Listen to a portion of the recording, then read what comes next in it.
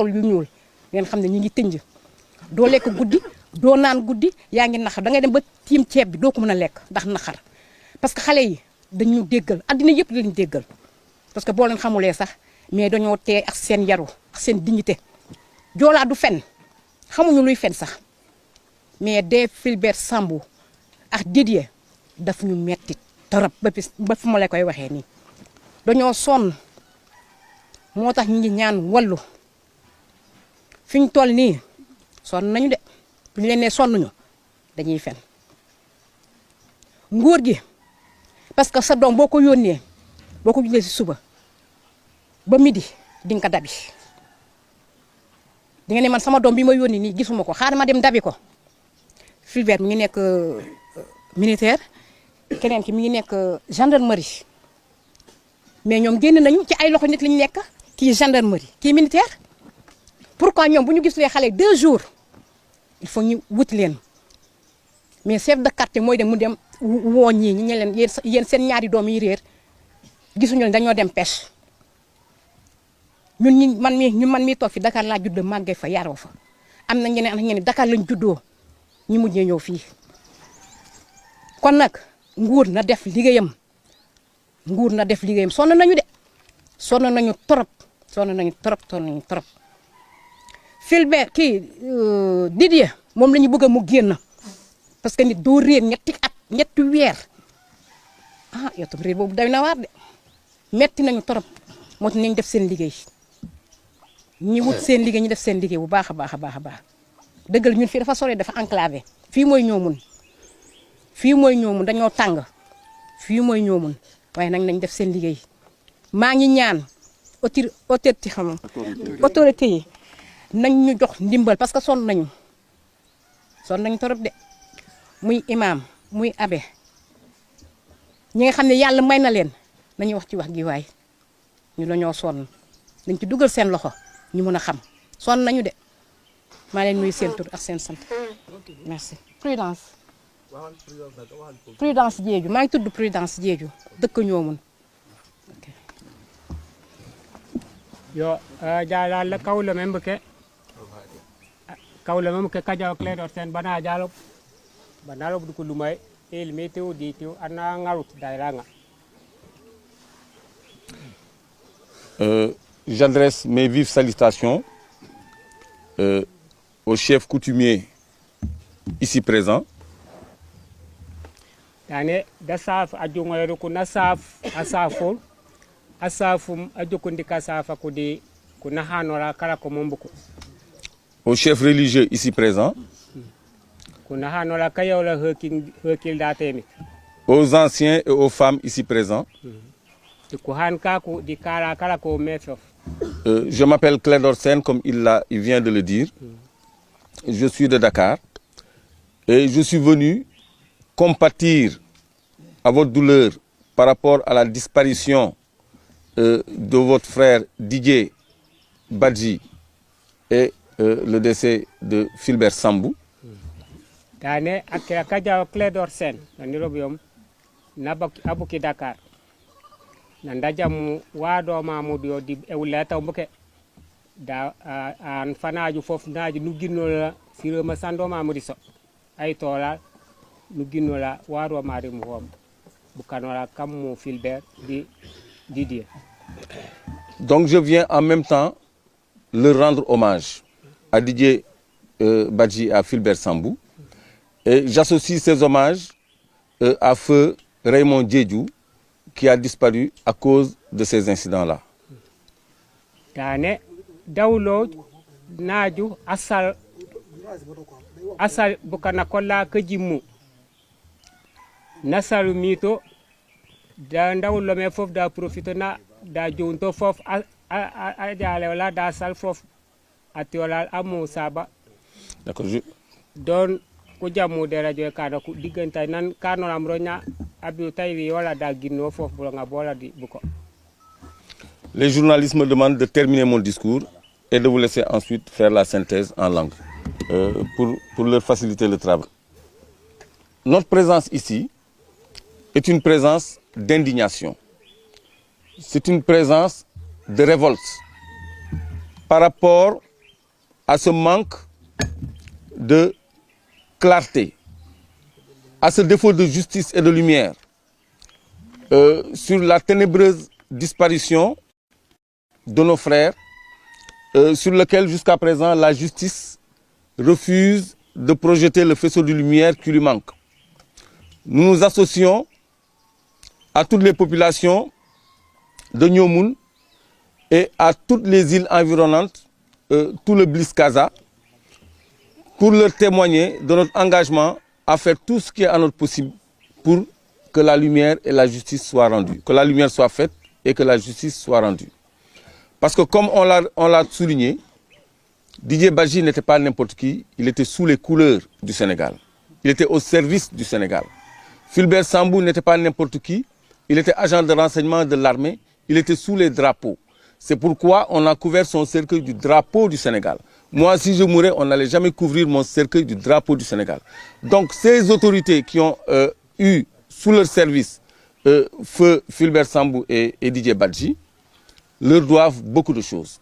La première, respecter le droit de leur succession, c'est-à-dire de leur famille, et faire en sorte que lumière soit faite. Parce qu'il est anormal que ni l'armée, ni la gendarmerie ne se soient prononcés sur cette ténébreuse affaire.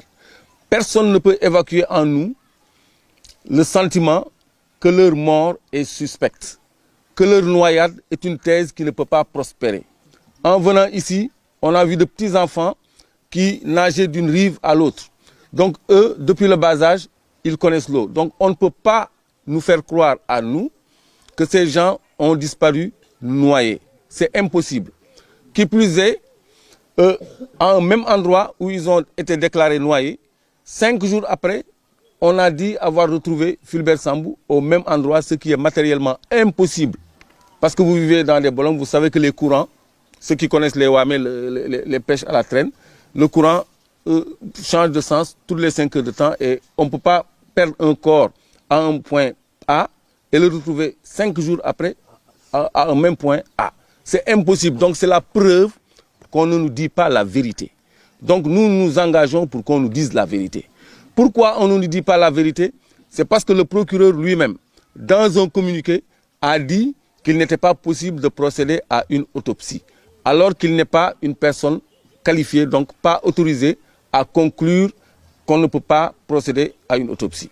Ce procureur, avant ça, avait fait un communiqué pour dire qu'eux étaient allés à la pêche, ce que personne n'a confirmé, et nous a donné une zone où chercher. La zone où on a dit avoir trouvé Fulbert Sambou.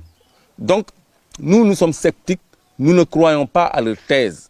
C'est pour ça que nous réclamons une enquête en bonne et due forme, parce que la gendarmerie est l'organe essentiel d'enquête de l'État du Sénégal. La section de recherche a mené des enquêtes ici dans l'affaire de Bofa Bayor. Cette affaire est plus grave que toutes les affaires. Donc, comment se fait-il que Didier Badji soit de la gendarmerie et que la gendarmerie ne bouge pas pour élucider la mort d'un des leurs et de pas n'importe qui, un commis de l'État de valeur. Donc nous alerterons toutes les organisations citoyennes qui voudront bien se joindre à cette lutte pour que justice soit rendue à leur famille et que lumière soit faite sur les conditions de leur décès qui ne sont pas claires et on ne peut pas évacuer dans ces circonstances la responsabilité de l'État du Sénégal. Il faut le dire clairement, on ne peut pas évacuer la responsabilité de l'État du Sénégal et on ne peut pas comprendre le silence et le mutisme de l'armée et de la gendarmerie face à cette ténébreuse affaire sur laquelle, encore une fois, il refuse de projeter ce faisceau de lumière qui lui manque. Donc, nous vous rendons hommage à vous tous et vous assurons que nous sommes à votre côté. On ne peut pas tout dire, mais nous sommes à votre côté pour que justice soit rendue et que lumière soit faite. Olof. Man bëgguma woon wax olof man ñii rek laay waxal. Salaamaaleykum wa rahmatullah. maa ngi nuyu suñu kilifa aada yi toog ak suñu kilifa diine yi toog labbe ak suñu magu cosaan yi toog ak suñu magu jigéen yi toog ak waa ñoomun yëpp ñu jottali nuyoo bi île yi nga xam ni ñoo wur ñoomun yëpp li ñuy wax Bliss Casa ñu ngi leen di ndokkeel di leen massawu ci lu metti li leen dal ndax seeni doom ñoom ñoo sànku kenn ki di Fulbert Sambou nee nañu dañ ko fekk ci benn place géej mu lab ba ay cëram am lu ci manqué te nee nañu foofu mu lab juróomi fan après lañ ko fa fekk te loolu mënut a ne bi may ñëw fii ay xale yu tuuti ñu ngi féey de rive en rive kon ñoom ci loolu la ñu màggee man mii dama daan def traversée Dakar Gorée fi ñu ni foofu la ñu lab diggante Dakar ak Gorée la dañ koy féey 1 kilomètre 500 la kon ku mën ndox mënu faa lab rawatina nag fa nga labee juróomi fan après ñu fekk la fa. Didier Badji dafa disparaître kenn gisu ko waaye amuñu njort bu rafet ci moom kon tey jii loolu bu amee gendarmerie waxul armée waxul suñu njort dafay daal di ñaaw kenn mënul rafetloo suñu njort ci génn àddina Fulbert Sambou ak disparition wu Didier Badji ndax ba mu amee procureur ba woon ci boppam moo ni zone bii de la ñu demoon nappi man boo demee dañoo lab te zone boobu zone de surveillance la parce que gannaaw palais de la république la zone militaire la camp wu Fulbert Sambou ak fi ñuy wax ni foofu la ñu doon nappee Cap Manuel camp bi daf ko tiim ba noppi am na ñaari mirador yu poste d'observation pour xool foofu port bi fa nekk am na benn tour de contrôle bu ñu tuddee vigie mën na balayer lépp li am foofu mënuñu def jox ay instructions pour ñu def ay recherches intensives ci zone boobu pendant 4 jours te gisuñu dara ba 5e jour bi ñu ni gis nañu Fulbert Sambou loolu man mënuñu ko dugal sama bopp ñun gëmuñu loolu rawatina nag même endroit lañ ko fekk kon tey jii mënuñu dàq ni loxo état mu ngi ci biir seen disparition ak seen dee l'état est interpellé parce que mënuñu am section de recherche bi nga xam ne bi événement boo fa bàyyoti ñëwee benn fan la ñu ñëw jàpp ay nit léegi un gendarme ne ñoom Didier Badji ñu rey mu disparaître ci condition yoo xam ne dañu fekk naataangoom dee ci anam bu ñaaw boo xam ne kenn leeralu ko ba léegi loolu manque de volonté la maanaam dañoo bañ a gëstu loolu dañu bañ a fësal dëgg donc bañ a fësal dëgg googu nag ñun ñoo ci pousse nguur gi ba ñu jël seen ay responsabilités ñun ñooy organisation citoyenne yi bu ñu jógee fii ba dem Dakar danañu taxaw tem ba par force gendarmerie dina wax par force armée dina ci wax par force justice dana ci jël matuwaay bi mu war a jël.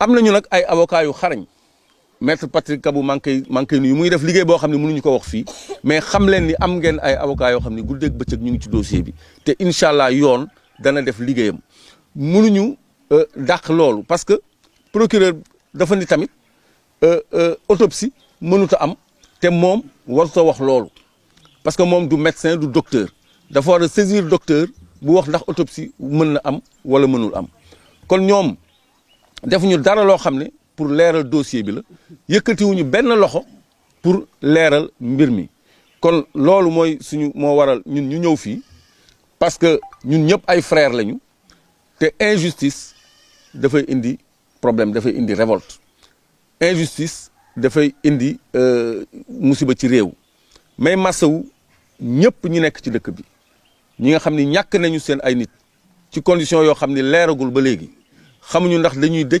xamuñu ndax duñu dëj mu doon métti boo xam ni ñu ngi koy wéyee boobu ba tey maa ngi leen ci massawu bu baax a baax commencé ko suñu jigéen yu mag yi toog ñi nga xam ni seeni doom la ñu ñàkk ak suñu mag yu góor yi toog di associé ci samay hommage à l'endroit de Didier Badji ak Fulbert Sambou Raymond Diédhiou bi nga xam ne métit boobu moo tax mu ñàkk bakkenam kon loolu yëpp dal seen kaw maanaam état bu ñàkk def liggéeyam moo ko waral te loolu jaaduwul ci ñoo xam ni dañu rendre d'éminents services à l'état du Sénégal kon tey jii ñu ngi tàllal loxo Amnesty International bi nga xam ne moo bokkoon ak ñun conférence de presse bi ñu njëkk a def ci turu famille bi di woo organisation citoyenne yëpp pour ñu def lépp li war pour que dossier bi ñu yëngal ko parce que dafa war a leer responsable yi nag ñëpp xam nañu fi ñu féete donc foog ñu def pression bu mag pour ñoom ñu mën a jël seen responsabilité kon lii moo doon ci tënk li ma waxoon ci français mais bàyyi monsieur Tabar mu jottali ko mbooloo mi parce que dama am yitte mbooloo mi xam dëgg lu ma leen wax te désormais nous sommes ensemble dans ce combat et inchallah justice sera rendue et lumière sera faite wasalaam. Auditrices et auditeurs, voilà, nous vous avons laissé justement le temps de suivre tout cela, mais nous n'allons pas partir sans vous permettre de connaître un peu les réalités ici à Nyomoun. Le village de Nyomoun est un village insulaire, on le sait, mais c'est un village qui a ses atouts, mais qui a beaucoup de difficultés. Nous allons laisser le porte-parole des populations, Alphonse Tabar, il s'appelle, revenir un peu dans un entretien avec votre serviteur sur les difficultés de la localité. Nous vous laissons avec Alphonse Tabar. Je me nomme Alphonse Tabar, je suis un natif de ce village. Alphonse, Nyomoun, justement, on entend le nom, c'est en tout cas la plus grande île des îles dites Bliss Kassa. Pouvez-vous nous présenter justement cette localité? Ok. En fait, Nyomoun est une île parmi tant d'autres îles de la commune de Kafountine. Et c'est l'île la plus excentrée au sud-est de la commune de Kafountine. Et l'une des plus excentrées à l'ouest du département de Bignona. C'est une île historique qui jadis a toujours été l'île la plus peuplée de toutes les îles de la basse Casamance. Mais elle est la moins étendue sur le plan superficie. Et donc, depuis des centenaires, les gens vivent ici d'une culture entièrement diola, parce que quelle que soit en fait, la pertinence de certains noms de famille, mais toute la source de ces résidents sont des gens dont la source lointaine est diola. Donc c'est en quelque sorte comme ça. Nyomoun, justement, une île, en tout cas majoritairement habitée, vous l'avez dit, par des populations diola. Quelle est la principale ou quelles sont les principales activités justement qui occupent les populations? Ok, comme je l'ai dit tantôt, elle est moins vaste sur le plan superficie. Et l'activité principale vivrière, c'est la riziculture. Ensuite vient s'ajouter les activités saisonnières que sont la cueillette des huîtres. Bon, c'est des gens aussi qui aiment cueillir des fruits de la nature, comme la cueillette du vin de palme et des palmes et autres choses. Il y a aussi la pêche qui vient se greffer à la riziculture. Donc, depuis jadis, les gens vivaient entièrement de riziculture. Étant donné que le milieu n'est pas vaste, alors il y a des îles voisines qui appartiennent. Donc, en fait, l'île de Nyomoun est parsemée d'autres îles qui viennent lui seconder dans son domaine rizicultural. Donc, ce qui fait que depuis jadis, il a été réellement un véritable grenier économique. Cependant, aujourd'hui, ce que l'on déplore, c'est que, effectivement, avec le problème du changement climatique, il y a cet effet de submersion